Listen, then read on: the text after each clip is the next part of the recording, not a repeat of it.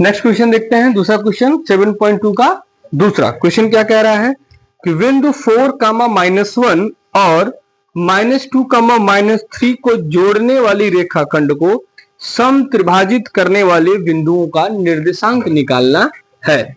बड़ा interesting question है ये। देखिए पहले एक रेखा खींच लेते हैं, सिंपल सी बात, नाम कर देते हैं यस और पी। इसका कोऑर्डिनेट क्या दिया हुआ है डियर? 4, -1, ऐसा कोऑर्डिनेट दिया हुआ है -2, -3। अब कह रहा है कि हमें यहाँ पर बिंदु लेने हैं जो इस रेखा को 3 भागों में क्या कर रही है, विभाजित करी बराबर। ठीक है, तो हम यहाँ पर ले लेते हैं O और यहाँ पर ले लेते हैं Q। 3 भाग हो गए, 1, 2, 3। कोई डाउट है?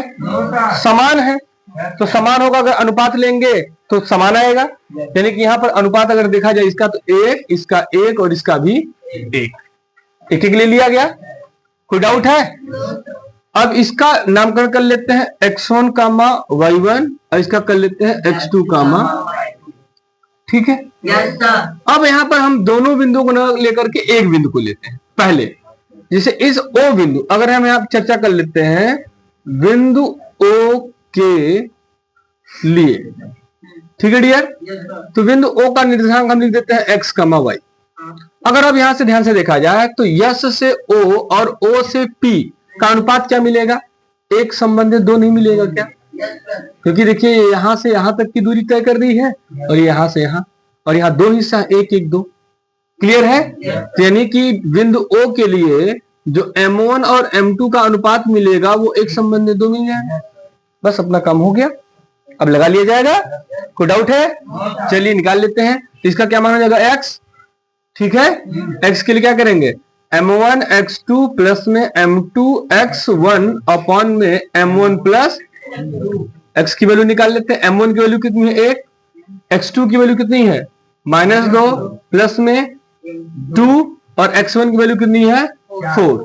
अब यहां से क्या हो जाएगा? दोनों को जोड़ दें, M1 प्लस M2, यहां मिल जाएगा 3। तो x बराबर क्या मिलेगा? 2 1 कम 2 माइनस में और प्लस में 4 दूना का 3, कितना मिलेगा? 6/3। काट देंगे, क्या मिला? 2। x की वैल्यू 2 मिल गई। x की वैल्यू 2 मिलेगी नहीं? ठीक है। अब यहाँ पर y का देख लेते हैं। y बराबर क्या हो जाएगा? M1 y2 प्लस में M2 y1 अपॉन में M1 प्लस, वैल्यू रख ले डियर। M1 की वैल्यू 1, y2 की वैल्यू -3 प्लस में 2 -1/3। y बराबर 3 1 कम 3 -3, अब माइनस में 2/3 और y की वैल्यू क्या मिल जाएगी? -5/3। कोई डाउट है तो बताइए।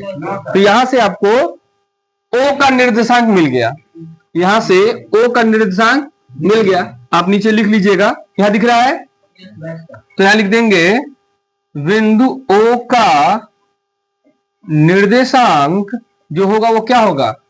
2, -5/3। कोई दिक्कत है? तो यहां पर हम इसका नाम लिख लेते हैं, हो जाएगा 2 -5/3। ठीक है, कोई डाउट? अब देखिए यहां पर एक इंटरेस्टिंग चीज आने वाला है कि जब अनुपात M1 और M2 का बराबर हो तो M1 का भी मान 1, M2 का भी मान 1। जरा चेक कर लेते हैं, देखिए ध्यान से यहां पर देख लेते हैं। हमने लिखा था एक सूत्र में कि x बराबर क्या हो गया? M1 x2 plus M2 x1 upon में M1 प्लस M2। एक बात बताइए कि जब M1 M2 का अनुपात एक संबंध 1 रख दिया जाए तो हर जगह 1 होगा कि नहीं? तो 1 1 रखेंगे तो x बराबर क्या मिल जाएगा? Direct x2 plus x1 upon में 2 मिलेगा कि नहीं? मिलेगा कि नहीं? तो याद रखिएगा कि जब अनुपात 1 1 हो या अनुपात बराबर हो, बराबर मतलब 7/7 हो तो 1/1 मिलेगा। 2 संबंध 2 है तो काट देंगे तो एक संबंध है 1 मिलेगा। जब अनुपात दोनों का एक संबंध 1 का हो तो डायरेक्ट सूत्र लगा दीजिएगा, क्या? x बराबर x1 plus x2 divided by 2 और y बराबर क्या हो जाएगा? y1 plus y2 divided by 2। ये याद रखिएगा, ये डायरेक्ट लग जाएगा। यहाँ पर क्योंकि M1 M2 का मान 1 है तो 1 रख लेंगे तो वही मिलेगा। यहाँ पे 1 रखेंगे तो 1 मिलेगा, यहाँ पे 1 रखेंगे लेकिन नीचे 1 1 2 हो जाएगा। क्लियर है? अब इसी कॉन्सेप्ट का प्रयोग करके हम लोग यहाँ लगाते हैं। चेक करिए, यहाँ पर बिंदु Q की चर्चा कर लेते हैं। किसकी? बिंदु Q के लिए ध्यान दीजिए। बिंदु Q के लिए इसका मान हम मान लेते हैं कि मान लीजिए ये x3, y3 है, क्योंकि नामकरण तो x2 तक कर लिया गया है। हमने बिंदु Q का निर्देशांक मान लिया x3, y3। कोई दिक्कत है? अब देखिए, क्या O से लेके P तक, किसके लिए? O से लेके P तक जो अनुपात है M1 और M2 का, क्या वो एक संबंधी एक नहीं है? है कि नहीं डियर? अच्छा, हम इधर ले सकते थे, लेकिन इधर क्यों ले लिए? क्योंकि इधर Q का निर्देशांक नहीं पता था, लेकिन क्यों ले लिए? क्योंकि O और P का निर्देशांक हमको पता है। कोई डाउट है? अब यहाँ पर डायरेक्ट सूत्र लगा लेते हैं।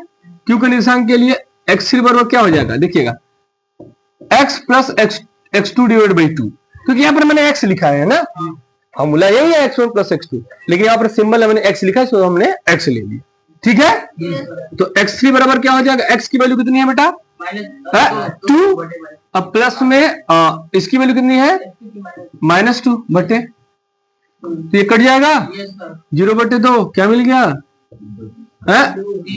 0।